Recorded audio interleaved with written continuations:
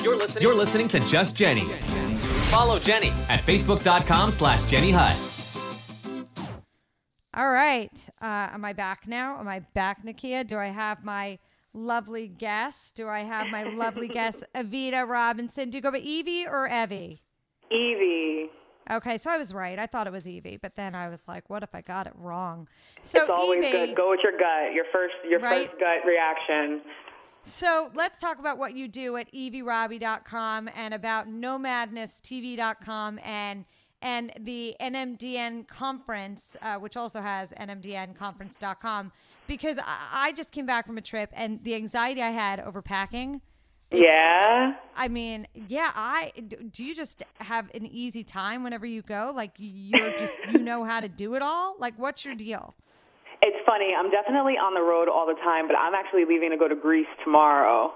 So I'm in the middle of all of that influx. Like, okay, and I do most of my travel in a carry-on. So I'm literally packing my life in one bag and jetting out to Greece for a couple days tomorrow. So I guess I've gotten pretty good at it. I guess we can say that.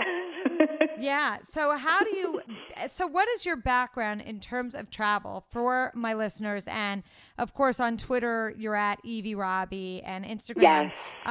So, but talk about how you got into this travel business and what it is that you do. Right. So essentially what I'm known the most for is Nomadness Travel Tribe. And in a nutshell, what we are is we're an international travel community of over 13,000 members right now. We're actually inching towards 14,000.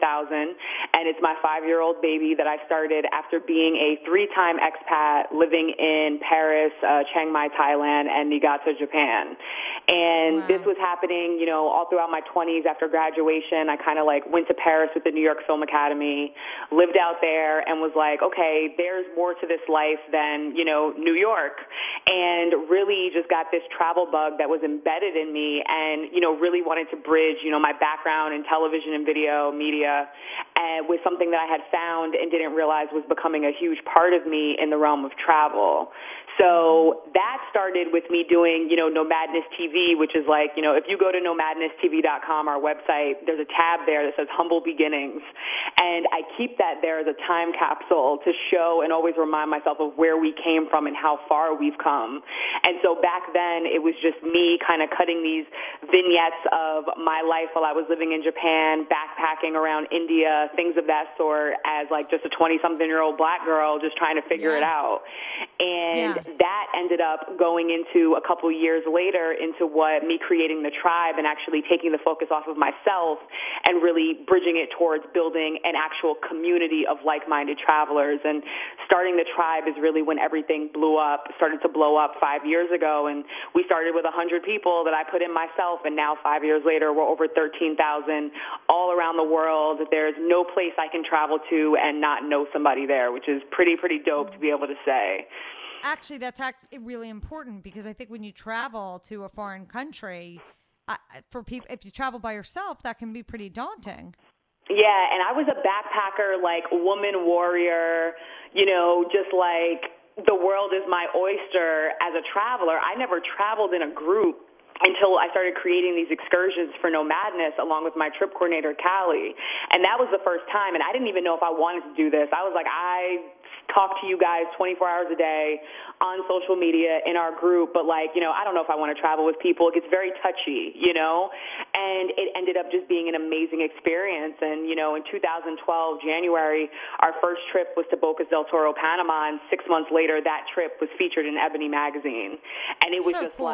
Balls to the wall, full steam ahead from that point on as far as the community was concerned. But, the feeling of being a part of a bigger network and, a web of people, there's a safety factor. You're absolutely right. That kind of was a really awesome side effect that I wasn't necessarily paying attention to or gunning for in the beginning. I just wanted to build a community. And it's been a tight-knit travel family that we really look out for each other in numerous ways, both abroad and, even with the events that we throw domestically. So as a traveler, you're not really, obviously you're not a nervous traveler, and you probably are just excited to travel now. There's places. It's weird because you know what? I don't get excited about my trips until I'm at the airport and probably on the plane now. You know how some people, they get that, Yes. the good anxiety, the nervous energy before it. It's like it doesn't feel real that I'm going to Santorini tomorrow. I'm like, on my office floor, doing work and on a Sirius XM radio interview. It doesn't feel like I'm getting on a plane to one of my dream trips tomorrow, but that's how it is. And I get that rush, on the flight when I land. And there's some places that do scare me, though. I kind of push the envelope. I'm not going to lie. I can be a little badass, especially when I'm on my own. And so there are some places that intimidate me, but I love that. I love dropping myself in a place I've never been before and figuring it out. To me, that's very empowering. Evie, tell me tips you have for people who have to travel or want to travel, but they don't have a ton of dough to do it. There's got to be a way to get yourself to these countries without spending so much money, right? Absolutely. And when it comes to tips, there's sites, and I tell people, if there's a replay and they can figure it out, but theflightdeal.com is amazing. They have this really awesome algorithm that kind of has like a cents per mile type of equation, and they will put up everything from flight glitches to flight sales. It's actually how I'm going to Greece tomorrow. I got a flight off of their website a couple months ago, and I actually got round trip from New York to Athens for $190. And I'm not lying to you. I'm not lying to you. This is how we do this. Yes, so theflightdeal.com is another one. Secret Flying is an amazing website, and a lot of times they kind of, piggyback off of what's on the flight deal. And skyscanner.com is actually an awesome one, too, because wherever the airport that you're leaving from, you can put that in, but for your destination, you can type in the word everywhere. And from least expensive to most expensive, it will literally scan the planet for you in one click, and it will show you where you can go for how much on those days. And, if you're not married to a place, but there's only certain dates you have off for vacation, that would be really cool to end up someplace where you never thought you were going to be. Right, because of but how I think it it's worked out. awesome. Yeah, and there's such a wealth of knowledge in the tribe that I have over the years of just doing this and, being a travel expert in all these arenas. I'm actually really excited because we're launching our intro video, and as of next week, August 29th, we're coming out with our own 6-month online travel course called Nmdn Black Box. And I'm so excited for this. I've been working so hard in the back end, really just putting together kind of the best of the best of the members in our group. And I mean, we're breaking down everything from the psychological components that go into travel, fear of flying, which was something that a lot of people don't know. I used to have severe flight anxiety. Talk about ironic. Me too. It's the worst. Yeah. Isn't it crazy? You have to move around so much for what you do, and you hate being on an airplane. So, just breaking down that to finding your travel style, navigating relationships while you're abroad, especially if you're living abroad. We have one of the courses is called Travel 911, which is breaking down like all the things you need to know. One of our resident doctors in Nomadness actually sat down. We did an in-depth interview with her about, what could be in your like little emergency pack that you can just kind of have on you, before you leave, what things to look out for, the CDC website. But it's these things that even avid travelers, you have an ego about it. You think you know everything, and it's all of a sudden you find yourself in a situation and you're like, oh my God. Yeah, because nobody knows everything until you're met with that situation, and you're like, oh, I got to figure this out, and I got to figure it out now. Right. So we're breaking all of this stuff down over 6 months with weekly classes that actually get emailed to you. So we have the sign up to get more information before the launch that we have next week, all opened up now at Nmdn Black Box. So I'm really excited about that. And tell me some of the other events you have coming up as well. The conference, it's our second annual Nmdn Alternative Conference, Travel Conference. And this year is really amazing because we are going completely down the travel rabbit hole, right? So we have a lot of sub-communities within Nomadness that we really appreciate. So we have a panel that's based around LGBTQ travel.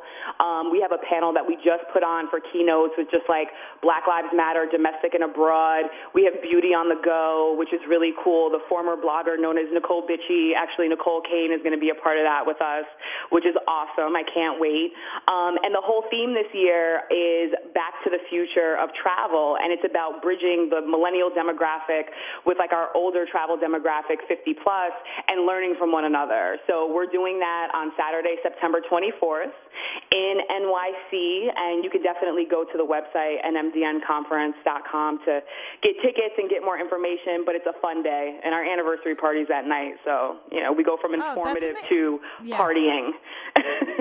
Yeah, well, I think you have to. You got to have a good time somehow, right? Right. So, okay, so you're leaving tomorrow. Let's talk about the packing, because I know that my listeners, packing is definitely a universal. Right. Everyone freaks out. So how do you pack, let's say, for a week when you're trying to do it in a carry-on? It's all about your options and bringing things that you can mix match really easy to dumb down how much you actually have to bring. Also, it's like, look, if you're going for a week, let's really think about the shoes that you're going to use, because I think for women it's like, oh, I need heels, but I need flip-flops, but I need sneakers, right. But you don't need all of it. So, you don't need 4 pairs of shoes. I went away for a week and I thought that I was going to need so many, and all I really needed was 2. You never end up wearing this much. Yeah, you never just end up doing just it. 2. And it's awkward to pack these types of things in your bag anyway. So really what I do is go about being realistic about what I think I'm going to use and having it be a wardrobe that is easily mixed match. That's one of the biggest things. If there's a shirt, if you have a dress that can be worn a couple ways, or a dress that can also be turned into a skirt, I buy these things from India every time I go, and I love them. They're so versatile. And it just cuts down on everything that you need, because you go on vacation to relax. You don't want to be bogged down physically by your luggage. And we have a member. His name is Khalif Hayes, and he goes by Mr. Carry-On on social media. He's amazing and actually has a YouTube video, and at our last conference, he did a tutorial on how he packs an entire trip in his carry-on. So if you want to see something visually... Les Henderson. No, that's not him. What is No. Khalif Hayes. He goes by Mr. Carry-On. If you look up Mr. Carry-On online, you will find him. And his videos are brilliant on how you can physically stack your clothes in a way that you can get them all in. And he's the king of packing cubes. Like, if there was one piece of advice that I know he'd give you right now, it would be buy packing cubes. They will help you fit everything in small space. All right, so he believes in the packing. I can't find him online. Khalif Hayes. He goes by Mr. Carry-On. Okay. All right, because I found the wrong person. That is so freaking cool. I think because I think we all get stuck with that. It's true. None of us can. Yeah, we all get, and we can't put it together, and especially for girls, but there's got to be a way. I mean, guys have jeans, so if they could fit all their jeans. It's a mental thing, though. I actually think it's better for the women, because we can wear things that are looser, that are smaller, that are thinner. You know, we don't have to. We can go on a trip somewhere hot with, maxi dresses the whole time, and it's fine. So we actually have a little bit more freedom and versatility, and then I think the guys kind of get caught up a bit. Yeah, no, I think this is so cool. I'm definitely going to check it out. So you're going to follow his lead, I guess, and pack, because you're going to pack for Greece in a carry-on. Yes, absolutely. I normally fly standby, so I'm not parting with my luggage. So 90% of my travel is in a carry-on. That's so smart, because if you travel in a carry-on, you can fly standby. You can just show up and hope for the best. It gives there's a whole other sense of freedom. Even psychologically, I just think there really is like an emotional component that we all have to just wanting to bring stuff when we're abroad. And it's like, that's not the point of going on vacation, whether it's, domestically for a weekend or it's internationally for 10 days. There is an idea of letting go and traveling light. What's your rule about shopping? About shopping for trips or while I'm on trips? While you're on the trip and then getting it home. Well, if I know that I'm going to a place for India, for example, India, I stock up. India is the one trip where I'm like, maybe I want to check a bag. Maybe I'll check a bag coming home. So I stock up on a lot of clothes, a lot of incense, a lot of jewelry, and things like that. So what I'll do is if I know that I'm going to a place that I'm going to shop, I always try to keep room. I'll pack a little bit less, or I'll make sure that there's a compartment or a packing cube that's in my bag but is empty, and it's not going to make me go over the weight when I need to. Or, to be honest with you, there's been times where I have, been on the road, and there was so much. This happened to me in Johannesburg, South Africa. There was something that I bought that wouldn't fit in my suitcase, and I ended up getting a bigger suitcase, and ironically, my carry-on fit inside of it. So smart. I was able to actually, it was crazy. So I was actually able to kind of like work my way around it. Weird tricks of the trade, things that you only think of when you've been out on the road as much as I have, but there's definitely ways around it. Now, is India your favorite country, by the way? Because you've mentioned it a bunch. You just love India. I do. And the favorite country is always the hardest question that you can ask any traveler, because all these places, they have their own DNA strand, right? And they mean something to me for different reasons. But if you were going off of sheer frequency and how many times I've actually been to India the most. So there's something very enchanting about that place. It's not for everybody. It's in a very polarizing country. But I normally go and have brought Nomadness Tribe for Holi Festival of Colors, which is like, you see the color run and things like that here. Yeah. That's where it originated. It's actually the Holi Festival in India. So it's just this huge, amazing, colorful, messy, childlike celebration that they do every year. And it's always one of the happiest days of my life every year. I can honestly say that. I end up in tears at some point just from being so joyous in the activities of that day, and I have such deep connections locally. We stay in Jaipur, India, and, one of my best friends that's out there runs, like, the transportation hub. His Bati's name is all over all the taxis. So when we celebrate it, it's not in some, tourist setup. We actually go into the community of Jaipur, and we're able to celebrate with his family in the neighborhood. And I'm all about authenticity when I travel. Like, that's my joint. And so to be able to recreate that authenticity and that real life, Jaipur, India, and for me to have gone, 5 years in a row and be able to bring Nomadness members, 15 to 35 in a group and have them have that same experience that I had the first time is, I couldn't ask for anything better than that. What about Airbnb? I love Airbnb. I'm a big fan of the sharing economy, and actually Airbnb has just come on as our major sponsorship partner for our conference this year. So that's absolutely amazing. And we have a number of hosts for Airbnb. Actually, one of our members, Jason, he is a super host in Brooklyn. And so it's amazing to see the way that it's been able to create platforms really financially for people to travel. Some people, they quit their jobs and, this is the way that they're able to make money and have the freedom. Even if they just Airbnb while they're out on a trip, it makes a huge financial difference so that they can come back and still be on their feet. So I really respect what Airbnb does, and I use it because it's like staying in somebody's home when you're abroad, and it's cheaper.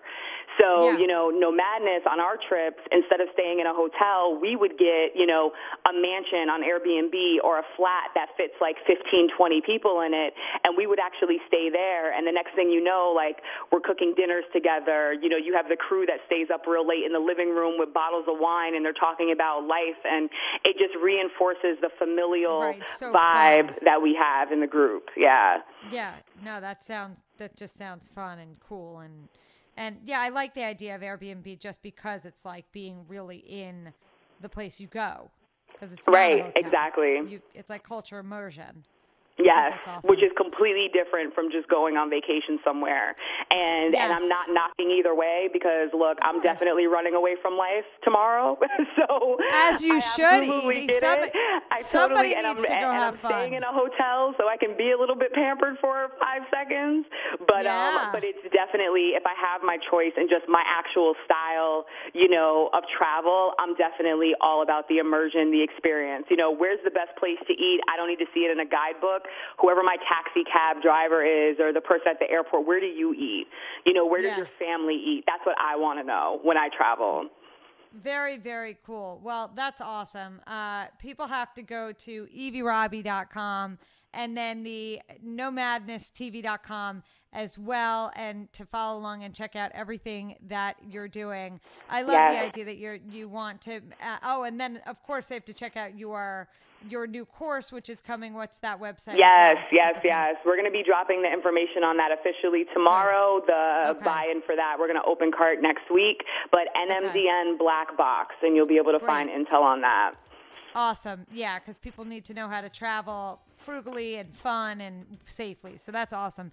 Thank you very much for being on my show. I hope you'll come back after Greece. I appreciate it. Rest well. Sure.